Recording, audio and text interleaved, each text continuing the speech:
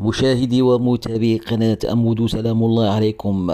خبر اليوم: أعلن السد القطري كرة القدم صباح يوم الاثنين تعاقده مع الدولي المغربي رومان سايس قادما من بشكتاش التركي في إطار فترة الانتقالات الصيفية الحالية.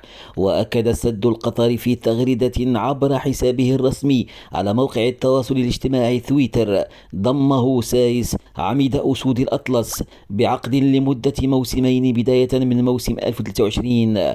ونشر السد مقطعا قصيرا لرومان سايس أثناء دخوله ملعب النادي بالقميص رقم 29، وعلق عليها قائلا: مرحبا رومان سايس. ولعب سايس 33 سنة لعدة أندية فرنسية قبل الانتقال إلى وولفرهامبتون في 2016، وانضم إلى بشكتاش التركي في 2022. وكان سايس من العناصر المؤثرة في إنجاز تاريخي لمنتخب المغرب عندما بلغ الدور قبل النهائي في كأس العالم في قطر العام الماضي. ويأتي ضم سايس بعد ساعات من إعلان السد القطري التعاقد مع الجناح الإكوادوري غونزالو بلاتا بعقد لمدة 5 سنوات.